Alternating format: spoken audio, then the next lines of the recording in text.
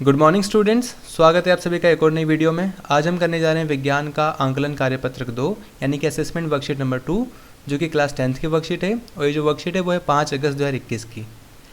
ये जो आंकलन कार्यपत्रक है वो कुल 20 अंक का है, जिसको दो भागों में बांटा गया है, भाग 1 और भाग 2।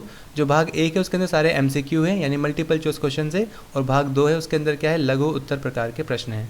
पहले हम भाग 1 को देख लेंगे कि उसको हम किस तरह से उसके आंसर फाइंड कर सकते हैं। यहाँ दिया गया है कि नीचे दिए गए अनुच्छेद को ध्यानपूर्वक पढ़िए और पूछे गए प्रश्नों के उत्तर दीजिए।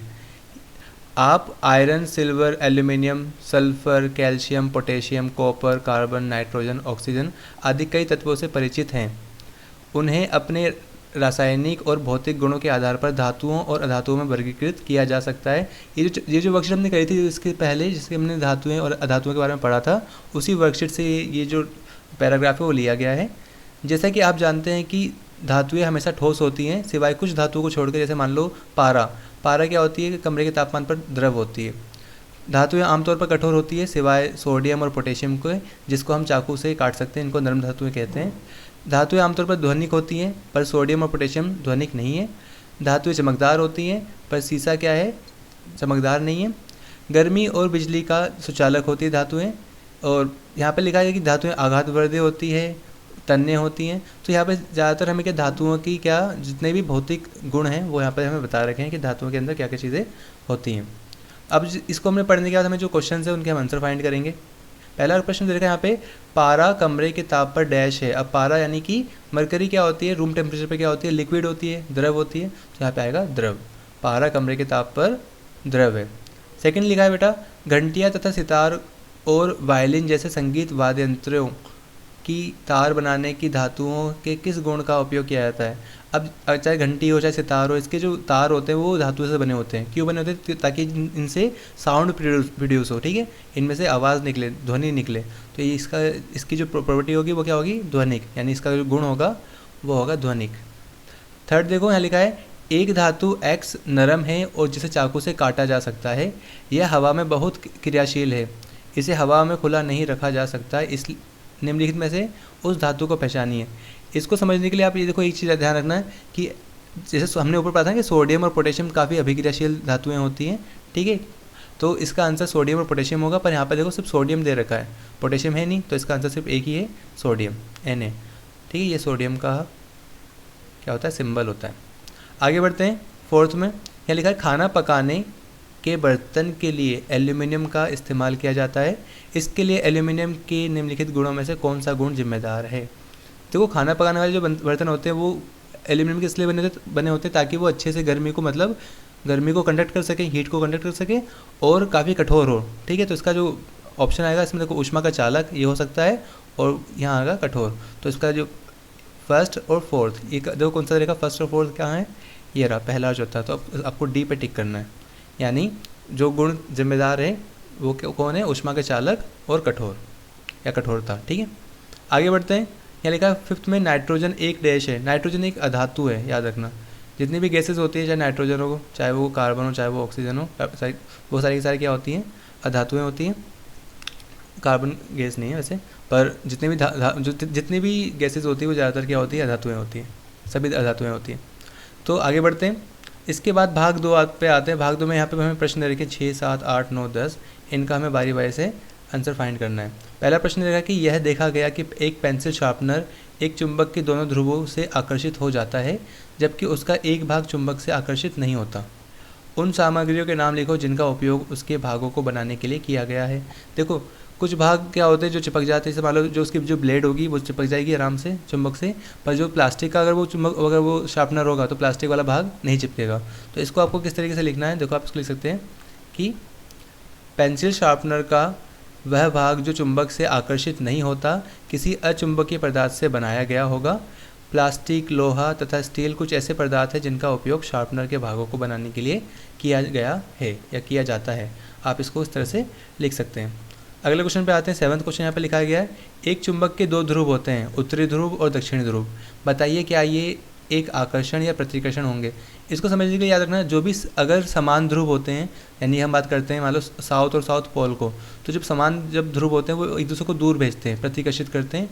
और अगर विपरीत ध्रुव होंगे, जैसे मान लो एक साउथ हो गया और एक नॉर्थ हो गया, तो वो एक दूसरे को आकर्षित करेंगे, यानी एक दूसरे की तरफ जाएंगे।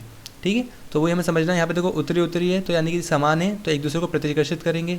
ये भी क्या करेंगे, प्रतिकर्षित। और यहाँ पे उत्तरी और दक्षिणी ध्रुव है तो एक दूसरे को आकर्षित करेंगे। आप इसको इस तरीके से लिख सकते हैं। देखो यहाँ पे लिखा है कि जो उत्तरी उत्तरी ध्रुव है वो क्या करेंगे, प्रतिकर्षित करेंगे। दक्षिणी दक्षिणी भी क्या करेंगे, प्रतिकर्षित करेंगे। और उत्तरी और दक्षिणी ध्रुव क्या करेंगे, एक दूसरे को आकर्षित करेंगे। तो 7th का आंसर आप यहाँ से देख के लिख सकते हो। ठीक है, आराम से आगे बढ़ते हैं। यहाँ पे जो 8th क्वेश्चन यहाँ पर लिखा है, विद्युत चुंबक क्या है, इसकी क्षमता को कैसे बदला जा सकता है। तो इसका आंसर भी यहाँ पे लिखा हुआ है। देखो यहाँ लिख सकते हो कि विद्युत धारा के प्रभाव से जिस लोहे में चुंबकत्व उत्पन्न होता है उसे विद्युत चुंबक कहते हैं। इसकी क्षमता को विद्युत धारा की मात्रा और तार को कुंडलित करने की संख्या को बदलकर बदला जा सकता है। तो 8th का आंसर आप यहाँ से देख के लिख सकते हो और उसको याद भी कर लेना। ठीक है, समझ में आना चाहिए, तुमको पता होना चाहिए कि किस बारे में बात हो रही है। 9th दे रखा है, एक क्षण चुंबक पर ध्रुवों को इंगित नहीं किया गया। आप कैसे पता लगाएंगे कि किस छोर के पास इसके उत्तर और दक्षिण ध्रुव स्थित है। यानी कि देखो एक बार मैग्नेट है, एक क्षण चुंबक है, हमें नहीं पता कि यहाँ पे नॉर्थ पोल है, यहाँ पे साउथ पोल है, हमें कुछ दिया हुआ नहीं है। ठीक, कुछ भी नहीं दिया, तो क्या करेंगे, हम किसी ऐसे चुंबक को पास लेके आएंगे जिसके हमें नॉर्थ पोल और साउथ पोल पता हो।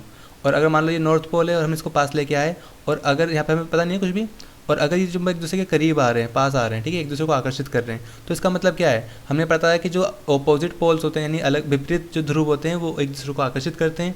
तो अगर ये नॉर्थ वाला पोल है इधर, तो इधर क्या होगा, ज़रूर साउथ वाला पोल होगा। तो यहाँ पे क्या होगा, दक्षिणी ध्रुव होगा।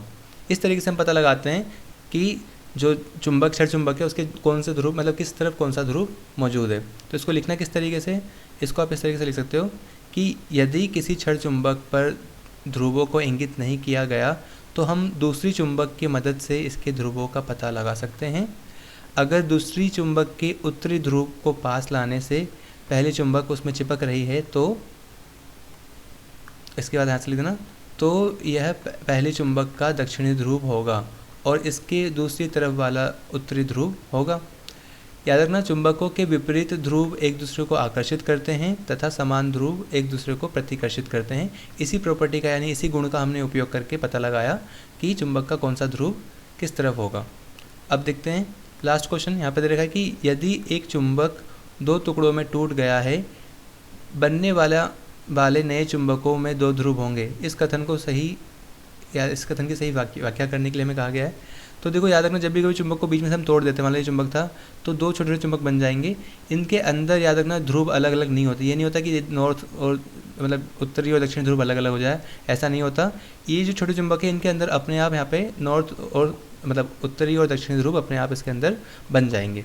तो इसको लिखना किस तरीके से, इसको आप इस तरीके से लिख सकते हो कि किसी चुंबक के बीच में से टूट जाने पर इसके ध्रुव अलग अलग नहीं होते, बल्कि टूटे हुए भाग पुनः चुंबक बन जाते हैं तथा प्रत्येक भाग में उत्तरी तथा दक्षिणी ध्रुव उत्पन्न हो जाते हैं। अतः एक अकेले चुंबकीय ध्रुव का कोई अस्तित्व नहीं होता है। यानी किसी भी एक चुंबक के अंदर कोई अकेला ध्रुव, यानी सिर्फ नॉर्थ यानी उत्तरी ध्रुव या दक्षिणी ध्रुव, अकेला ध्रुव नहीं हो सकता। एक चुंबक के अंदर 2 ही ध्रुव एक साथ होंगे, नॉर्थ और साउथ दोनों। ठीक है, इस तरह से आपकी जो वर्कशीट थी बेटा वो कंप्लीट होती है। आंकलन वर्कशीट थी ये। आपको कोशिश करनी है कि ये वर्कशीट आप खुद से सॉल्व करें। अगर फिर भी आपको कोई डाउट हो तो फिर जाके वीडियो की हेल्प लिया करें, क्योंकि तो ये जो वर्कशीट होती है वो आपको चेक करने के लिए होती है कि आपने कितना सीखा इन दिनों। ठीक है, सो आई होप आपको वीडियो पसंद आई होगी। अगर वीडियो पसंद आई है तो प्लीज़ वीडियो को लाइक करना और सारे जितनी भी वर्कशीट के सोल्यूशन समय पर पाने के चैनल को सब्सक्राइब भी कर लेना और दोस्तों के साथ शेयर करना बिल्कुल मत भूलना।